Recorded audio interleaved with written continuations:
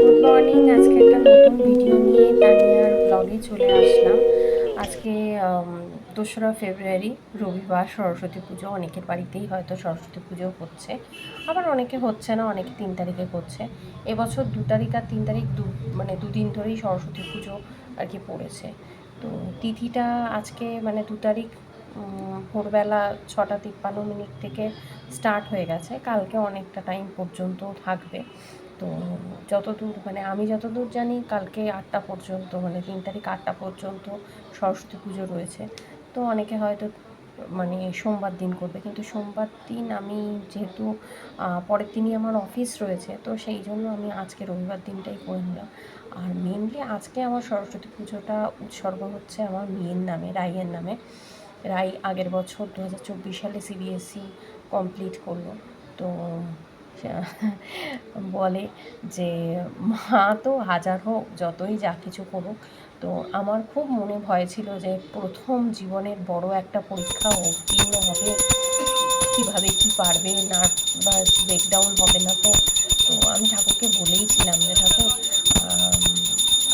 মানে আমার মানে এটা একখানা কী বলবো, এটা আমার ইয়ে ছিল যে ঠাকুর আমার মেয়ের পরীক্ষা হয়ে গেলে তারপরেই আমি তোমার পুজোটা করবো।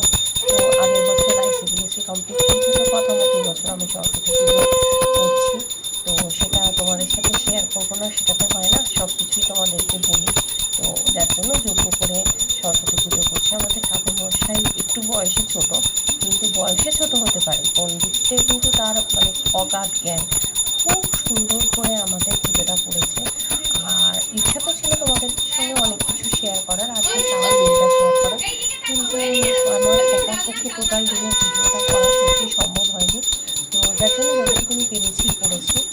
আর আজকে সবাইকে আমি ডেকেছিলাম আমার বাড়িতে দুপুরবেলা, যেটুকুনি যা জোগাড় করতে পেরেছি একসাথে সবাই মিলে খাওয়া দাওয়া করেছি দুপুরবেলাটা। মানে আমার শ্বশুর বাড়ির সবাই, আমার বাপের বাড়ির সবাই, আমার বোন। তো খুবই মজায় কেটেছে আজকের দিনটা। আর সরস্বতী পুজো বলতেই ছোটোবেলায় একটা বেশ মনের ভেতরটা খুব এক্সাইটেড হয়ে উঠতো যে সুন্দর করে পুজো হয়ে গেলে ঠাকুরের প্রসাদ টোসাদ খেয়ে সেজে গুজে শাড়ি পরে বাইরে ঘুরতে বেরোনো। কিন্তু এখন তো ধরো বড় হয়ে গেছি, এখন সেটা সম্ভব নয়। আর আজকালকার দিনের ইংলিশ মিডিয়াম স্কুলের জন্য সব স্কুলে সরস্বতী পুজোর দিন সরস্বতী পুজো হয়ও না। যার ফলে এক্সাইটমেন্টটা আমার কমে যাচ্ছে, কিন্তু ছোটো যারা আছে তাদের সেমই এক্সাইটমেন্ট থাকে।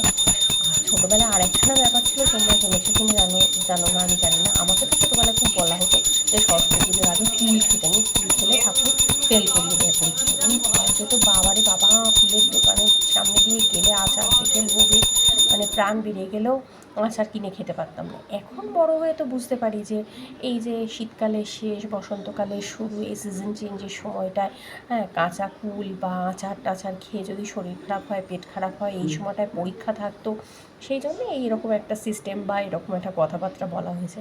কিন্তু এই যে বেঁধে রাখার জিনিসটা, এই ছোটো ছোটো বেঁধে রাখার জিনিসগুলো মনে হয় খুবই ভালো ছিল, যেগুলো এখন আর নেই। এখন মানে আমার মেয়ের ভেতরেও এই জিনিসটা নেই যে কুল খেলে আমি পাস করবো না, বা কুল খাবো, কুল খাওয়ার জন্য বা আচার খাওয়ার জন্য একটা হ্যাঙ্কারনেস ভেতরে থাকা।